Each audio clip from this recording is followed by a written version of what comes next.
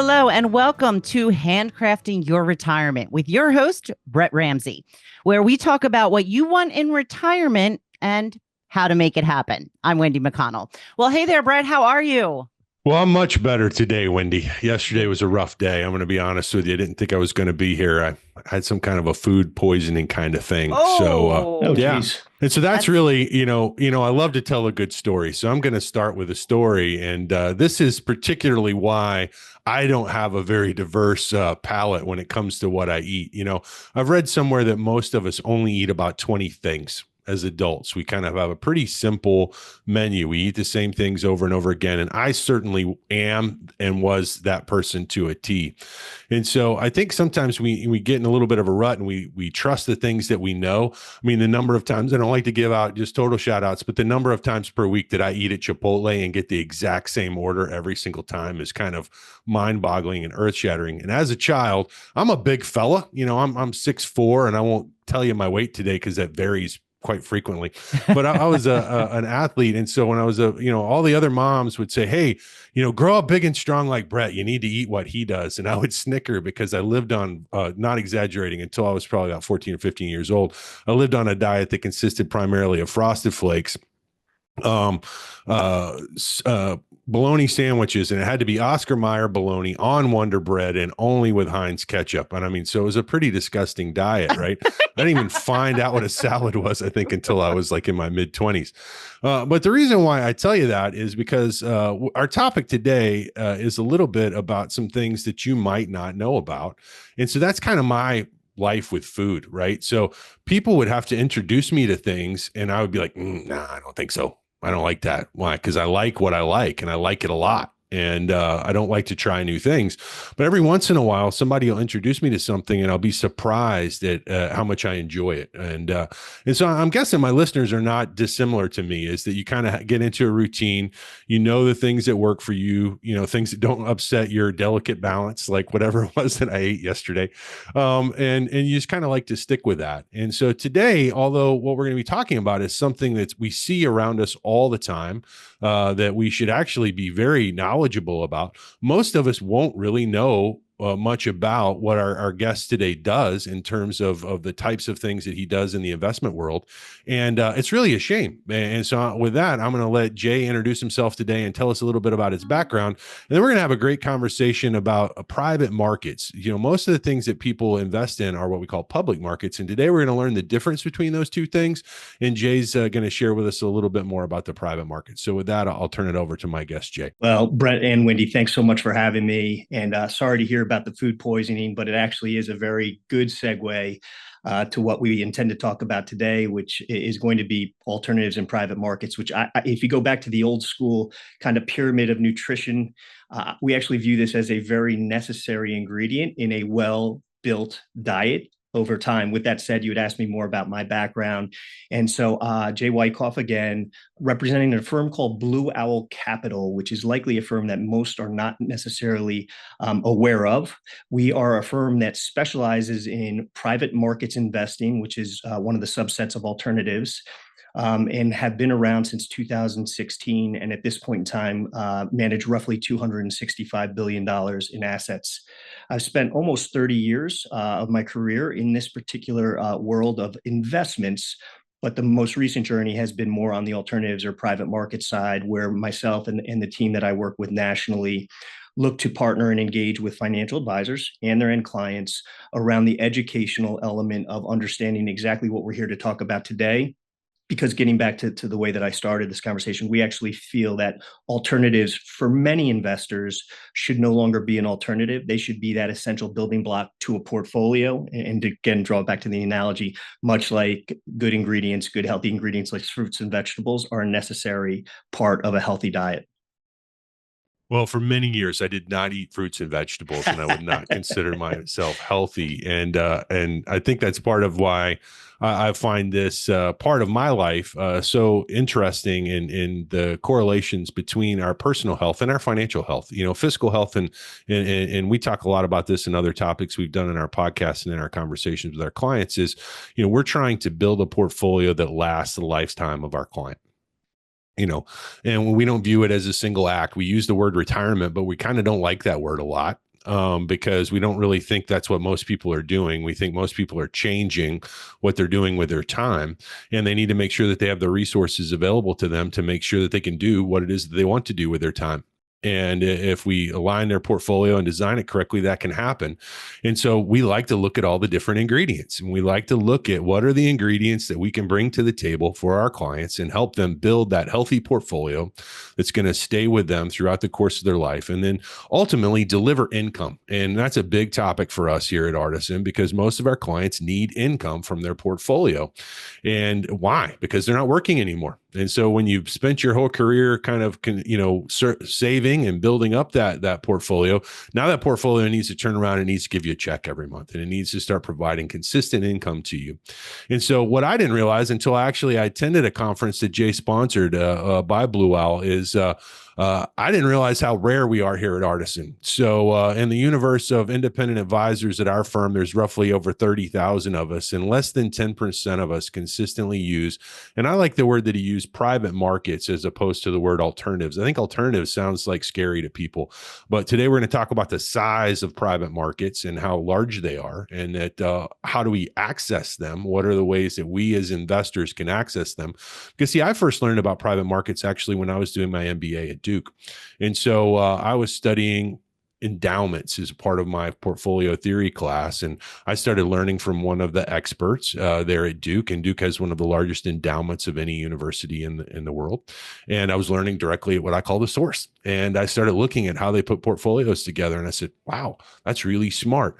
And what they do is what they're trying to do with a portfolio, which is the same thing that we do for our clients, is try to figure out how to get the right outcome for our client, which for us is how do we get a certain return? How do we get results that we want with as little risk or as little volatility? And I always try to talk to my clients. Those are just math words, right? That talk about how much prices bounce around and how much things move in order to get the results that we want.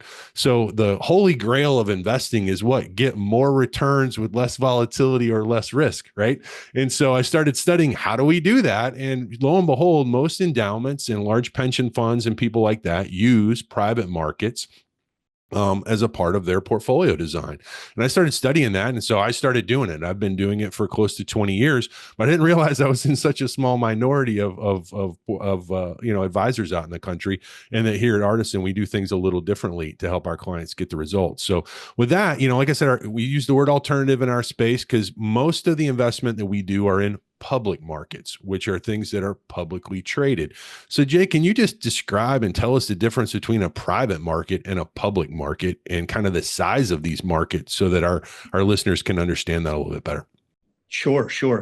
So in the simplest of terms, a public market are securities that are able to be accessed in the traditional ways that you would trade securities. Think about companies that are on the S&P 500 or the respective indices, which you can buy and sell them either as individual stocks. You can access them through mutual funds, separately managed accounts, or ETFs. That's where publicly traded securities, publicly traded stocks tend to reside.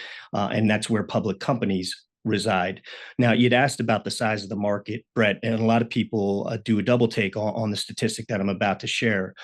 But if you were to look at U.S. domiciled companies, so companies that were based here in the United States of America, the most recent statistic is those companies that are generating more than $100 million in annual revenue. So these are meaningfully sized companies. Are 87% are privately held companies, meaning that they cannot be accessed on the exchanges through the ETFs, through individual securities, through mutual funds. And so, again, reiterating that statistic, 87% of companies with $100 million or more in annual revenue are privately held companies. And so with that, we would suggest that you really need to embrace the opportunity set that is private markets and privately held companies. Now, there's a lot of different ways you can do that. There's private equity, there's real estate, there's what we tend to do, which is private credit and more specifically direct lending. And so we can unpack that a bit. But the size of this marketplace, the size of the addressable marketplace for private markets is massive and frankly dwarfs the size of the public markets. Now, an interesting addition to that statistic is the trend line of this is continuing to accelerate, where more companies are staying private And we're actually seeing a decrease in the number of publicly traded companies for a multitude of reasons. And so that number, that distortion of the opportunity set continues to not just be something that's super, super important to pay attention to, but it's actually becoming more important every single day.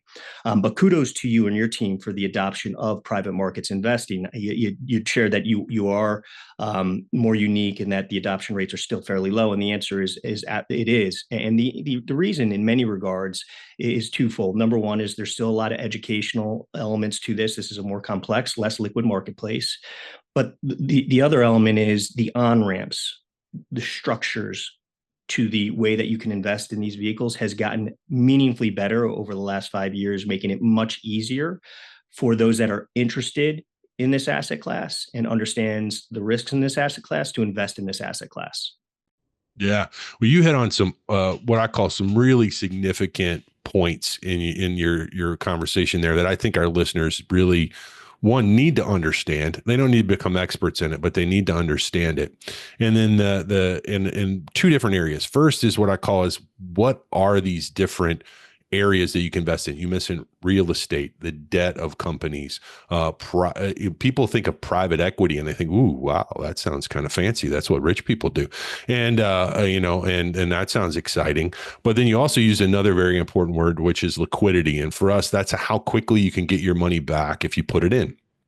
And so, given that our clients are once again mostly at or near retirement and meaningfully needing to access the money, let's first start with the idea of the different types of private equity or private markets, private equity being one of them. I apologize for that. But what are the different ways we can access private markets? And then we'll dive into that liquidity a little bit of how do we get our money back out? And it'll vary, right? Depending on what you're trying to do. So maybe you talked about kind of like three things. What are kind of the three main ways that people access private markets? Yeah, and so I'll break it down into three main, Brett. Admittedly, there's probably more than three, but the three main legs of the stool as it relates to private markets tend to be private equity, real estate, and then the third leg is private credit, which in most instances, at least in Blue Owl's world, we would define as direct lending. So with each of those, private equity, just for those that are interested in it, it's not something necessarily that Blue Owl does, but there's other great offerings on the platform for artists that do this. This is where a firm will buy a company that is privately held and look to, over time, increase the value of that company and sell it at a later date. In the simplest of terms, that's what private equity is. There's all different flavors of private equity. Now, and just to keep it simple for our listeners, in a public market, you're doing the same thing. That's how you buy a share of stock, right?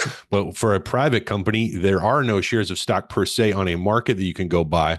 But through private equity, we own the company. So we're an owner, right? And so I think that's just important for our clients to hear, is that you can own private companies the same way that you can own public companies per se. It's just a little different. We'll talk about that fancy word liquidity later in terms of how we get out of it. So with that, going back to real estate, perhaps, sir. Yeah, and so real estate, there's again a bunch of different flavors to real estate. There are what you would call gross real estate, where you're buying into a property, so you become the landlord of that property, and you're looking to extract payments through the form of lease agreements, and then over time looking to sell that property at hopefully a value higher than you purchased it. On the gross lease side, you as the landlord are responsible for all of the maintenance and upkeep costs of that particular property. So it puts a little bit more on the landlord. And then there's another version of it called triple net lease. And this is where you as the landlord are not responsible for any of that upkeep. You pass that along to the tenant themselves. And that's what we happen to do at Blue Owl. Both have merit in respective portfolios and both give you access to a very uncorrelated asset in the context of real estate through those different flavors. The third leg of the stool, as mentioned, is private credit. And again, for us, more specifically, it's direct lending. And I'm going to draw a connection between private equity and direct lending. If a private equity firm is buying a business, they generally are not going to come in and do an all cash transaction. Much like if you were out to buy a house, in most instances, you'd put some money down and then go to the bank for the mortgage. That's effectively what happens on the private equity side of the equation. So they put 60% down of $1 billion company, and we, as a direct lender, will help finance the remaining 40% of that transaction by lending that money to that privately held company. Importantly, we're very protected in that instance. It's called first lien, which means we are the group that gets paid back the first, and with that attract a lot of protections in the form of things called covenants and others that allow us to be in a very good position as the lender there in partnership with a high quality private equity firm in the instance of direct lending. Right. And so he brought up another great word. We're going to talk about liquidity first, and then we're going to talk about this other fancy word that he used, which was correlation.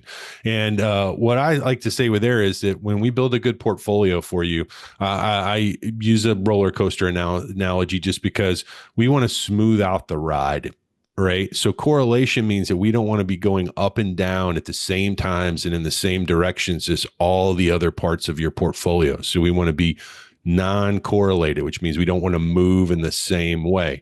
And so that's another way in which private markets can vary from public markets. And we're going to get into that a little bit. That's a pretty heavy math term, and I'm not trying to turn everybody here into mathematicians. But first part is, most of our clients, when they invest their money, they don't need all of it at once. We try to get our clients pretty well understanding you only need what you need this month. You don't need it all at once. So we don't invest every dollar that you have in the same thing because we don't need all of your dollars at the same time back out.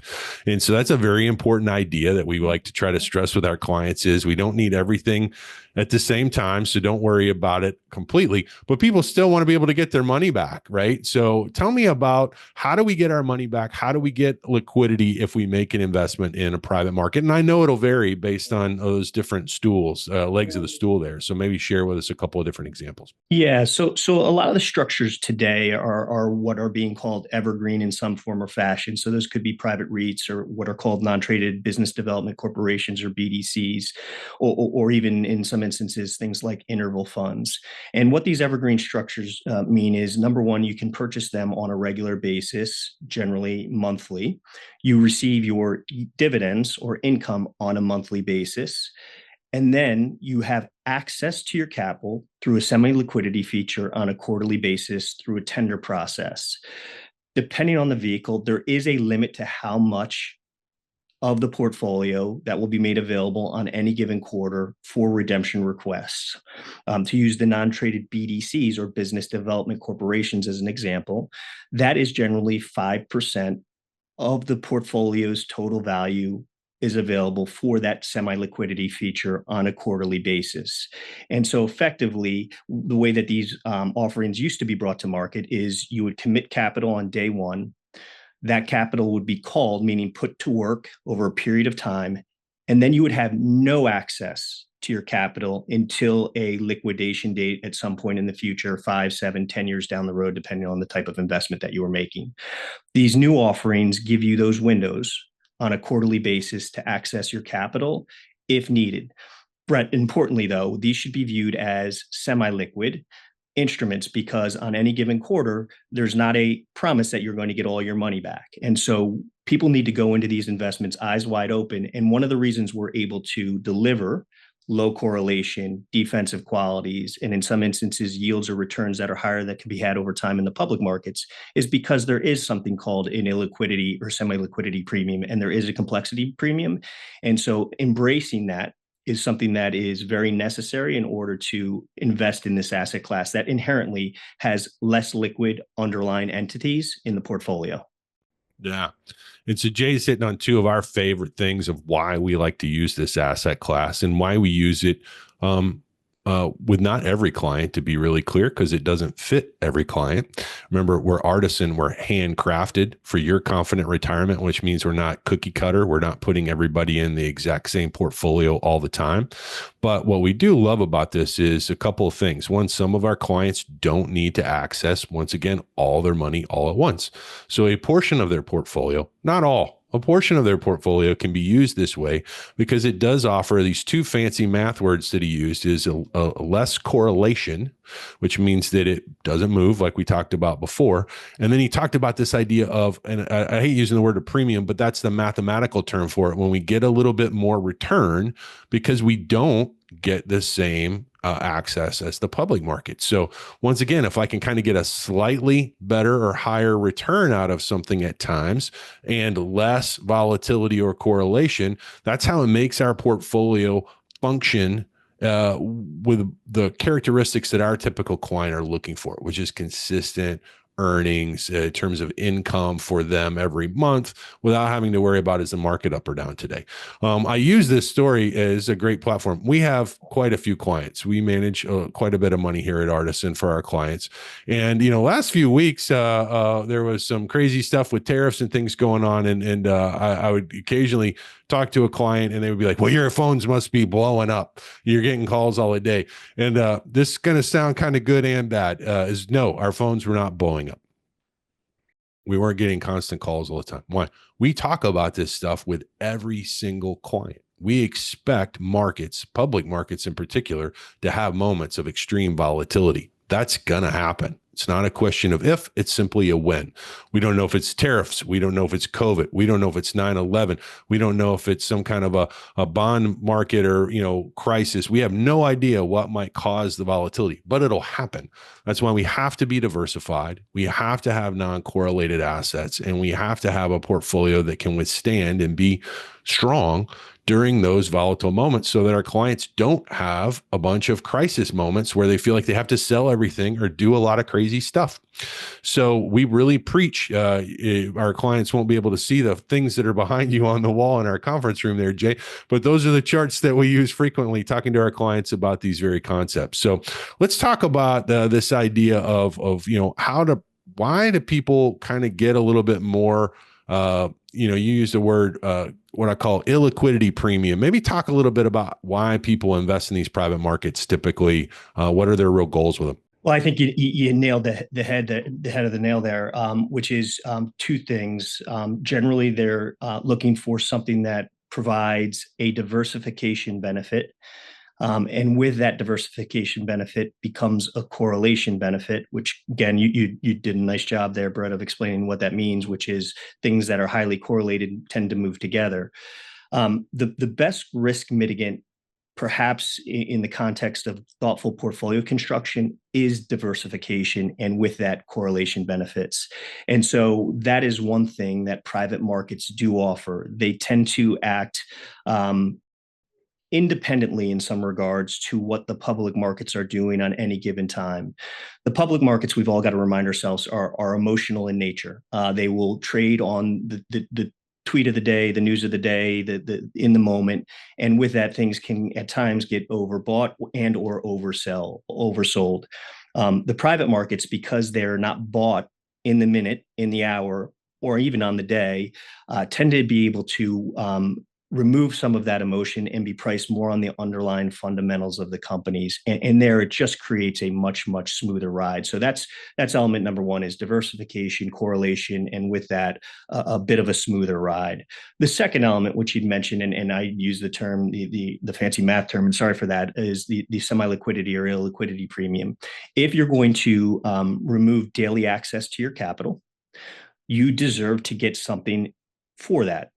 There's two things that you get. I just hit on the one as far as the diversification, correlation, and smoothing. But the second element is, in the context of private equity, ideally enhance returns over public equities over a full market cycle, because it won't happen every year. And then in the context of things like real estate or direct lending, it could be yield or cash flow in excess of what you'd be able to get through public fixed income or public bonds. So those tend to be the reasons that people utilize these vehicles. And Brett, importantly, it's the reasons that you'd mentioned earlier that the endowments of some of the major universities or the pensions or the sovereign wealth funds utilize it. And frankly, the reality is a lot of high net worth and clients of yours also need that. They need those same outcomes. I tell one of our investment partners calls us their own personal pension. He goes, you think about things differently and you run your business like a pension fund would run it. Not perfectly. And part of that, people will know the history here, is my father was on the retirement committee. A large company managed more than $3 billion of retirement assets, was one of his side jobs. So I got to sit at the foot of my dad as he was literally building the pension for a large company and managing it. So it certainly is somewhat, I don't want to say in my DNA, but certainly in my upbringing of how to think about that, and then tied with my academic experiences kind of came together. Now, sometimes our clients have a hard time. They hear the words, but they don't really maybe have a real example of what that means. So I think maybe like the triple net leasing concept in real estate is one that people can really relate to. Can you maybe give an example of how a triple net lease would work? And I mean, not necessarily have to share specific clients, but maybe explain a triple net lease building, how the tenant operates, and just kind of give them an example of some of the size of these transactions, by the way, are pretty large, right? I mean, and some of them aren't, down in the corner, if someone doesn't understand how a pharmacy works, a Walgreens, a CVS, or something like that, that's an example typically of a triple net lease property where CVS, Walgreens doesn't want to tie up. In some of the cases, those pharmacies are $5-8 million real estate deals, and they've got one on every corner. So you can only imagine how much money that would tie up if they kept it all in those properties. So maybe give us another example of how a triple net lease would work. Yeah, and you hit on a few of them, but let's use a large corporate entity that's sitting on massive amounts of real estate in the context of distribution warehouses. This is an investment grade entity, so really high credit quality. But that they're not in the real estate business at the end of the day. That's not their core competency, yet that real estate is mission critical to what they do.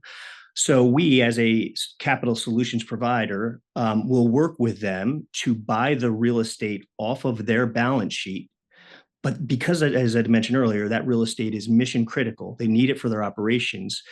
We want to then lease it back to them over a 15 or 20-year period, so a long-term lease. And because it's so near and dear to their heart, say, you know what, you can handle all of the maintenance, all of the upkeep. That's what you do. And so that is the triple net lease element. We merely are buying the real estate from them as the landlord and then leasing it back to them over a long-term period. It's beautiful for them because it is a way for them to recapitalize their balance sheet in some regards, or free up capital on their balance sheet in some regards, while again exiting something that's not necessarily a core competency of theirs, which is real estate investing. That's our core competency. So that's an example of it. In all instances, I use the term already, mission critical. We want to make sure that these particular assets, again, the properties, are mission critical in nature. We like to have them be single tenant, so that there's only one tenant in each of the physical locations that we own. And we want to make sure that the counterparty that we are transacting with is a very high quality counterparty, because at the end of the day, what we want to make sure we get on behalf of our clients is those lease payments over that period of time before we decide to sell the property. So again, there's a lot of different flavors that can come in. Walgreens or CVS is one example. Standalone gas stations is another, to large distribution centers and now large data warehouses. So again, it spans a pretty wide spectrum of what triple net lease real estate means. Yeah, I think those are just real tangible things that our clients can understand. Is, I like to call it, you get the rent, and they're not going anywhere. And if they do, you got the real estate, right? So once again, if you valued it correctly, you're not holding the bag, so to speak, with nothing. You've got the physical property that you can turn around and sell and recoup some of the money that you used to invest. So those are just great physical examples. And I know we're coming up on time. Our podcast is meant to be a ride to work for most people. And I know you're maybe in the city of New York, so that might not be a typical commute for you.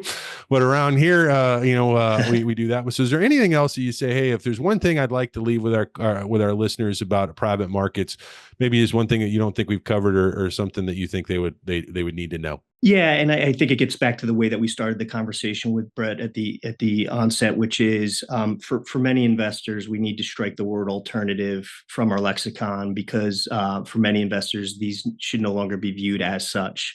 The private markets ecosystem is a critical component to the U.S. economy. It is a large part of the U.S. economy.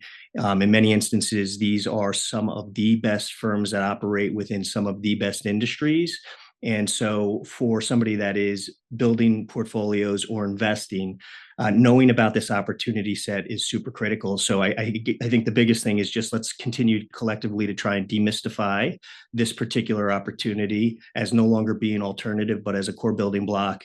And with that, firms like ours, as well as other firms, are very much interested in bringing more and more educational elements so that we can get to a place where, again, this becomes much more of that consistent building block for client portfolios. So I guess a bit of a restatement from how we started this conversation because of the importance of it. So Brett, how do people get in touch with you if they have some questions? There's this wonderful place out there, this wizard world called a Wild Wild West. No, it's the world. I don't even never know what World Wide Web. Come on. Oh, is Brett. it? Al Gore just crushed me with that when he came up with it back in the Too early hard 90s. to remember. Yeah. So come find us at artisanwealthstrategies.com. And on there, you'll find a great place where you can get on our calendar, because if I don't know you, I can't help you. And I want to get to know you because, once again, that's what I get out of this job is I get an opportunity to help real people with real problems and help make sure that their money lasts at least one day longer than they do. And so that's how you find us. All right. Well, thanks to both of you. And thank you for listening today. Please like, share, and follow this podcast. Until next time, I'm Wendy McConnell. Thank you for listening to Handcrafting Your Retirement. Visit our website at www.artisanwealthstrategies.com or give us a call at 317-660-2855. And don't forget to click the follow button to be notified when new episodes become available. The information covered and posted represents the views and opinions of the guest and does not necessarily represent the views or opinions of Artisan Wealth Strategies. The content has been made available for informational and educational purposes only. The content is not intended to be a substitute for professional investing advice. Always seek the advice of your financial advisor or other qualified financial service provider with any questions you may have regarding your investment planning. Securities and advisory services offered through LPL Financial, a registered investment advisor, member FINRA SIPC.